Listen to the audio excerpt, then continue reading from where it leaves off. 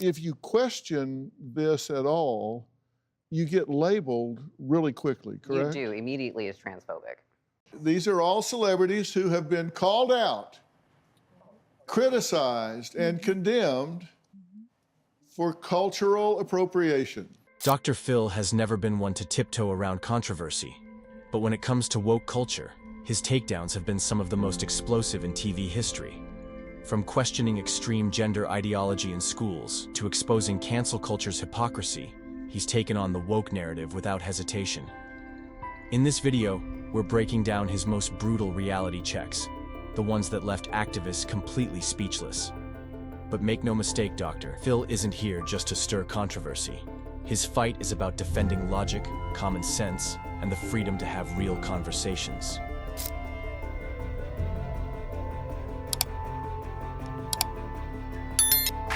Let me ask you, out of everything that you've been listening to, are you surprised?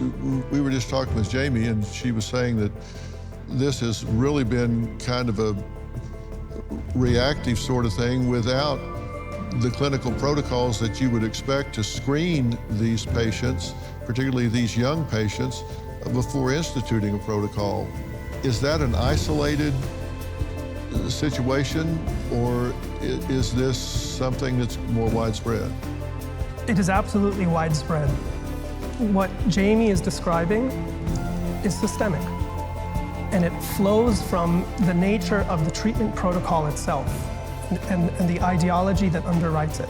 And that ideology is called gender-affirming care, which is why I don't prefer to use that term. I prefer a more neutral scientific term, which is sex trait modification or pediatric sex trait modification. Gender-affirming care is a term of approval. It's marketing. In the same way that child abuse, calling this child abuse, is also a term of disapproval. These are moral terms. But the neutral scientific term is sex trait modification. And what Jamie is describing, what we know based on data, is happening at most, if not all, clinics across the United States. One of Dr. Phil's most heated moments happened when he took on the debate over teaching young children about gender identity. On his show, he brought together parents, educators, and activists to discuss a critical question. Should kids as young as kindergarten be introduced to discussions about gender and pronouns? The debate quickly escalated, and what followed would leave you jaw-dropped. I wish that when I started my transition, I was able to transition earlier in life, because that helps you be more feminine or more masculine by using the blockers. You know, that helps people blend in society more. Can I say something about Please. The idea that kids know who they are? I think the very existence of detransitioners shows that that's not true. Because these kids arrived at the clinic confident, 100% convinced that they knew who they were. Their parents were 100% convinced, apparently because they gave consent, that these treatments are correct. And yet, these kids, very shortly after they got double mastectomies or subjected their bodies to irreversible, often sterilizing treatments, and by the way, if you do the full course of medical transition, even just hormonal, it is guaranteed chemical castration for the rest of your life. Dr. Phil, known for his logical approach, questioned why young children, still grasping basic literacy, should be introduced to such intricate and politically charged topics. He acknowledged the importance of inclusivity, but argued that there must be a balance between education and simply letting kids be kids. But the real turning point? When activists claimed that children should be allowed to self-identify as early as 3 years old. Dr. Phil, unimpressed, hit them with a question that changed the entire conversation. At what point are we confusing children more than helping them? His words sent the room into chaos. Activists accused him of being out of touch, but many parents in the audience nodded in agreement. Let's not look at what you want to be the truth. Let's look at what is the facts. Let's look at what is science. And we've got these people that, it's interesting they choose words like gender-affirming care.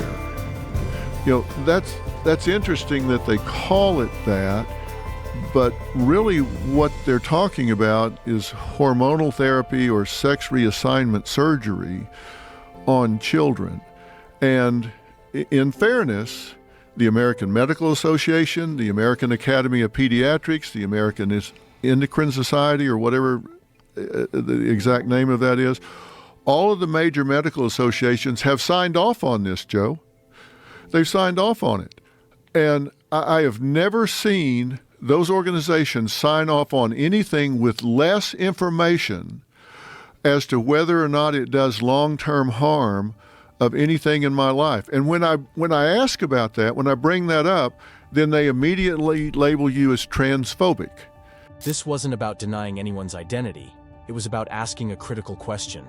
How far should society go in pushing ideological beliefs onto children who are still struggling to grasp the concept of time? Dr. Phil wasn't dismissing inclusivity. He was simply challenging whether these complex discussions belong in early childhood education. If you have heard of gender pronouns such as he, she, or they, and Z or V, raise your hand if you're confused about how to use them in today's social climate. Yeah. I'm asking these questions because approximately 1.2 million people in the U.S. identify as non-binary, meaning they don't identify as she or he, but they, and other pronouns. Now, as society's attitudes about gender are continuously evolving, the practice of specifying one's pronouns is relatively new. And then there's cancel culture, a phenomenon Dr. Phil has called out time and time again. He argues that it's creating a toxic environment where people are too afraid to express their opinions, fearing backlash and social punishment. One of the things I'm concerned about is when you have people in authority, government agencies on the internet and on television talking about, safe places, safe havens, clean needles. It can be taken as an implicit endorsement that this is now safer, that it's okay. And they say, well, we're saving lives here. And that's true. If you're standing there with a paramedic while you're shooting up, you can go to the ER and save probably even more lives if you just start shooting up in the ER. But is that not enabling? In one of the most heated moments of the discussion, Dr. Phil took aim at cancel culture, calling it a dangerous threat to free speech. He pointed to studies showing that nearly half of Americans now hesitate to share their opinions, afraid of the backlash they might face. His argument was clear. Cancel culture isn't just about accountability. It's about silencing people into ideological submission. When people start assassinating character, it's because their ideas won't withstand challenge. This cancel culture bullshit, cancel culture should be counsel culture. If you say something that's offensive to my values, I should counsel with you about it, not cancel you, not get everybody to hate you. Dr. Phil didn't hold back. He argued that cancel culture isn't about progress. It's censorship disguised as social justice. When one guest insisted that cancel culture is just about accountability, Dr. Phil shut them down with a brutal reality check. Holding people accountable is one thing, but destroying their lives over a single mistake, that's something else entirely. You see somebody that says something on Twitter or says something in an interview that is offensive to some group, and all of a sudden you start reading the messages they get. It's like, I hope you get ass cancer and die, you son of a bitch. Dr. Phil's words struck a chord with viewers. We've all seen it. Careers wiped out over old tweets, innocent remarks blown out of proportion, and people pushed to the fringes of society simply for daring to ask the wrong questions. It raises the question, is cancel culture really about justice, or just another form of public shaming? It's like, boycott this person, boycott this company. Where did we get to this? Now they're canceling each other. It should be counsel culture, not cancel culture. Let's sit down and talk about it. Let me educate you. Maybe you don't understand. Maybe when you do, you won't agree, but let's talk about this. Dr. Phil didn't hold back. He laid it out plain and simple. Society can't grow if people are too afraid to have difficult conversations. The more we fear being canceled, the less real progress we can make. And Hollywood? It was a major target of his no-nonsense approach to woke culture. He slammed the entertainment industry for prioritizing virtue signaling over authentic representation, accusing major studios of caring more about PR points than storytelling. But his boldest moment came when he exposed Hollywood's biggest hypocrisy. While studios pat themselves on the back for diversity in casting, Dr. Phil pointed out a major flaw. If this is really about representation, why are the executives still the same wealthy elites at the top? That one statement shattered the illusion. Hollywood's activism isn't about change, it's about image. You say not only is food being appropriated, but it needs to stop. Tell me what you mean. So when it comes to food, it's not necessarily that people of another culture can't enjoy other people's cuisines. That's not the point I'm making in terms of cultural appropriation. What I'm saying is the idea of profiting off of that. So like I mentioned, TikTok creators, for example. I recently wrote an article, I'm a food writer for a website called The Takeout. I wrote an article about TikTok creators sharing a specific drink called, well, they called it spa water, but it's actually agua fresca, which is something that comes from Mexican culture, Latino culture. It's a drink that is water, sugar, and like blended fruits and vegetables.